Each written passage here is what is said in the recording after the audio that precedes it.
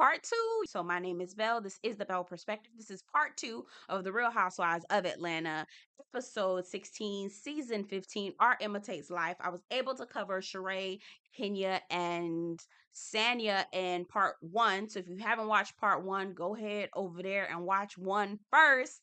And then come back to part two. Okay. I just didn't want to make my video too long. All right. So we're back into part two. Like, comment, subscribe. Part two, Real Housewives of Atlanta. All right. Drew. Child Drew. Drew and Ralph.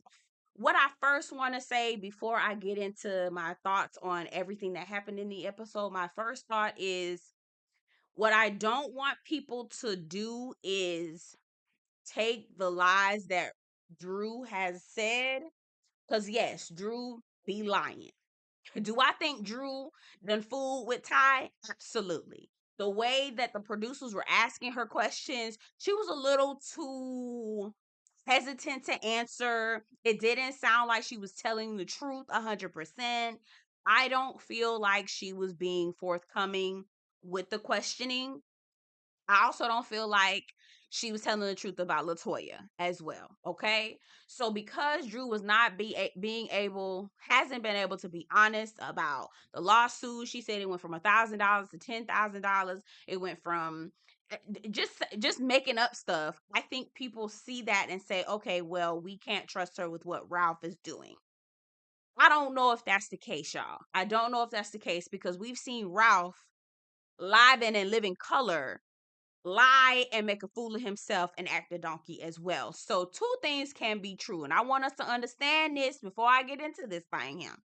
Two things can be true. Three things, four things, five things, six things can be true at the same time. People, life is not binary, okay? It is not. I think that Drew can be a full-on liar, and Ralph can still be the villain in this comic. Do you hear what I'm saying? Okay. Ralph is still the villain, the super villain in this comic. Despite Drew being a liar and not being able to tell the truth, Ralph is still the villain. All right. So Ralph comes up. Ralph comes upstairs. Drew's in the bed. She's eating food. He's asking her questions. You know, how she's doing, what's going on, da da da da, etc., etc. Strike one for Ralph. She says she's tired. He says, tired of what? Girl, you ain't doing nothing but filming sex scenes. Strike one for me. A man who does not respect what you do for a living. That is when I tell you the way that I wanted to smack. Yes, I have been there. That's how I felt. This is what I wanted to do with Drew Ralph the whole time. All right. So Drew tells him, listen, Courtney, you know, she's been saying some things behind my back. She's called me a B. How do you feel about that? This is what she said. Drew was like, she didn't talk about me. She didn't say anything negative about me. When I tell you that is the thing, a man who hates you, a man who literally hates your guts, he doesn't like you as a person. This is what he would do and say. I used to date this guy. I'm gonna give you a quick story time and we're gonna get back into it. I used to date this guy.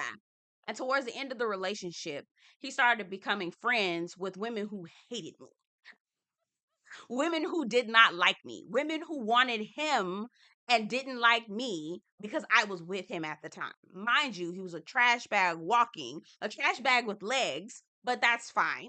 Okay. I didn't know. I was a young girl at the time. I didn't know that, right? I didn't have the foresight that I have now. The girls who hated me because I was dating him, he started becoming friends with those women. He started becoming friends with those women. And so the things that they would say about me, I would hear about it. I'd be like, do you know that your little friend, she said da about me? And he'd be like, well, you can't be worried about what everybody's saying. Wait a minute. You're not going to check your friend? Check your friend. That's your friend? You're not going to check your friend? That's your friend? Ain't that your friend? Okay. No, girl, he hates you. I was like, you purposely going out to being friends with somebody who hates me? Why? And then you find out this bitch don't like me and you don't give a damn. And I'm telling you that this hoe is talking about me and you don't give a damn. Oh, bitch, you hate me too. You hate me too. That's what it is. I'm telling you. I'm like, Ralph, I would have And then in the therapy scene, oh God, okay, hold on, I'm getting ahead. I'm getting ahead. Woo-sa, woo-sa, woo-sa, y'all, woo-sa. All right. So she walks downstairs. She's pissed. She's like, I can't believe this motherfucker embarrassed me. She walks downstairs. Our big sister, shout out to Allison because we love her. Okay. Shout out to Allison, big sister Allison. Allison comes down. She was like, what's with you? And Drew says nothing. And immediately Ralph, big bobble-headed ass, comes downstairs, bends the corner. Allison give him this look like, oh, I know what the fuck going on.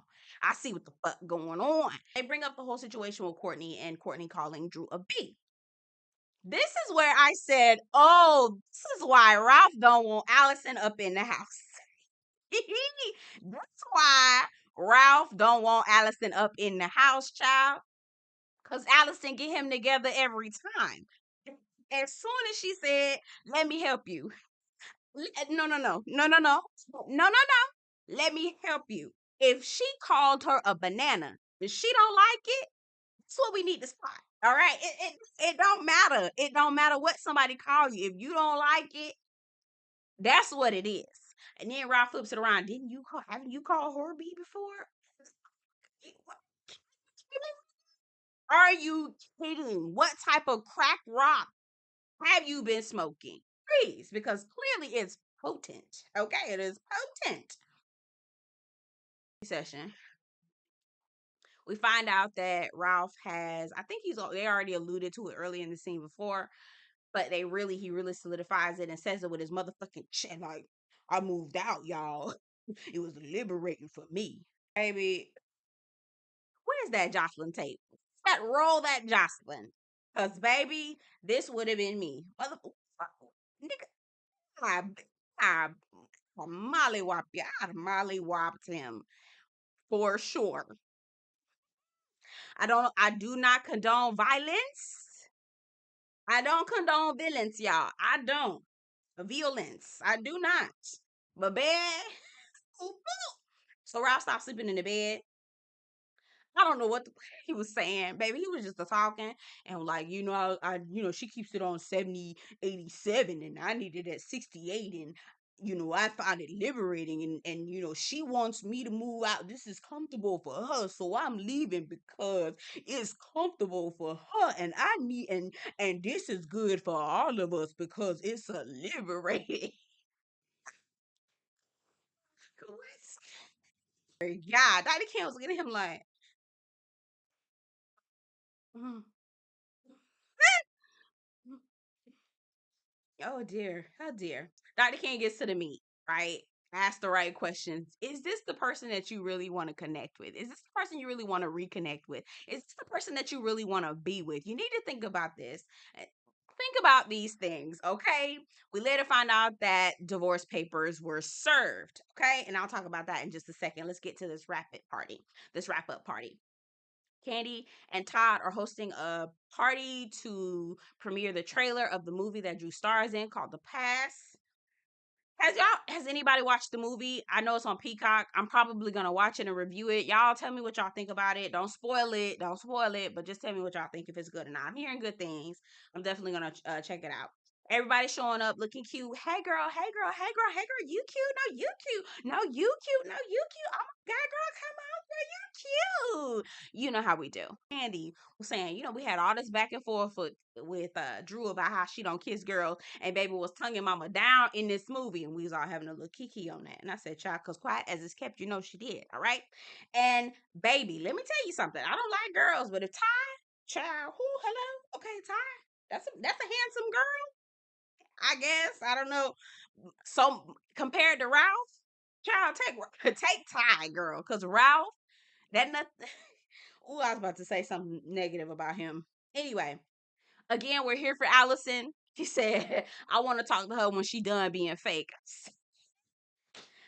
I know that's motherfucking right. Come on, big sister. That's what big sisters do. That's our big sister, Allison. She here for it. She with the shits. She don't have time for no bullshit. I'm here for it. So Courtney comes in. Allison was like, girl, do not come over here. Tell me when you done being fake. Because you done call my sister a bitch and I don't like that shit. That's right, Allison. Get it together. Get it together, big sis. Get it together. All right. They pull her aside. Candy's like, what the hell we doing this? Honestly, Kandi, Sanya, both of y'all talking about, oh my God, we need to get over it. This is so immature.